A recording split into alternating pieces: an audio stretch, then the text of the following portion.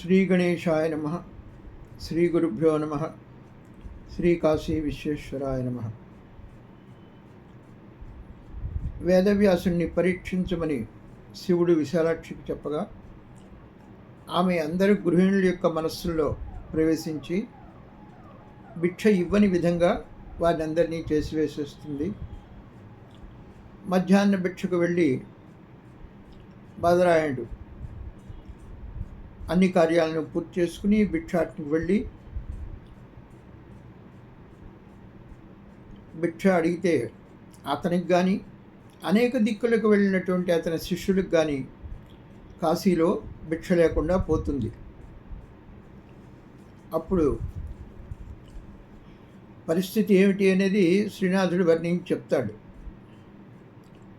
బండుచున్నారమను ఒక్క వనజనేత్ర, తిరిగి రమ్మను ఒక్క లేదీగబోడి, దేవకార్యంబునేడను తెరవయోర్తు, ద్వాహ్కట కవాటంబు దెరవదు వనిత యొకతే.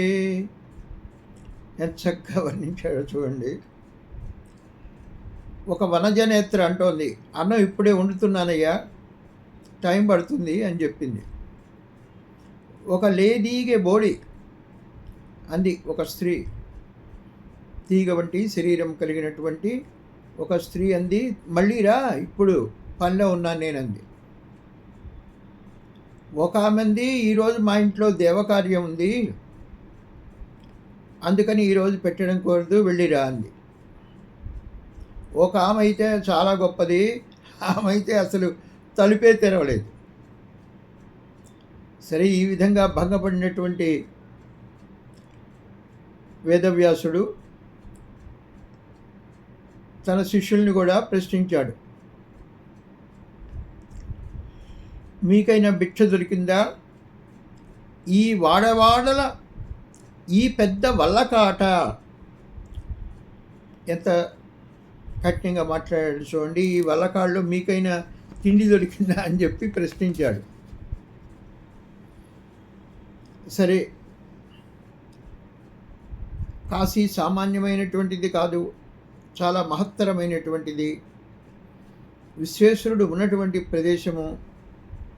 విశ్వేశ్వరుండెందు విచ్చేసియున్నాడు, కైలాస శైల శృంగంబు విడిచి, ప్రవహించు నెందేని భాగీరథీ గంగ, ఉపకంఠమున హారమాయనగా, ఆకొన్న వారికి అమృత భిక్షాన్నంబు కృపసే ఎందేని గిరితనూజ, ఉండు వినాయకుండు ఎందు నొసలపై యువరాజు పట్టంబునవధరించి, ఎందునందును తమయంతలేసివారు పరమ పుణ్యులు సంయమీశ్వరులు అనేకులు, అట్టి కాసిని భిక్షాన్న మబ్బదనుట వినగబొసగునే, ఇది ఏమి విధియో కాక. కాశీ మహత్తరమేంటి. విశ్వనాథుడు కైలాసాన్ని వదిలివేసి కాశీలో నివాసం ఏర్పరచుకుని ఇక్కడ ఉంటున్నాడు. భాగీరథి గంగ, వియద్ గంగ ఆకాశాన్ని నుంచి వచ్చి ఇక్కడ ప్రవహిస్తోంది. కంఠంలో కాశీపట్నానికి కంఠహారంలాగా గంగా నది ఉత్తర వాహిని ప్రవహిస్తోంది. ఎవరికైతే అన్నార్తులు ఉన్నారో వాళ్ళందరికీ గిరి తనూజ అయిన పార్వతీదేవి, హిమవంతుని కుమార్తె పార్వతీదేవి భిక్షాన్నాన్ని పెడుతోంది.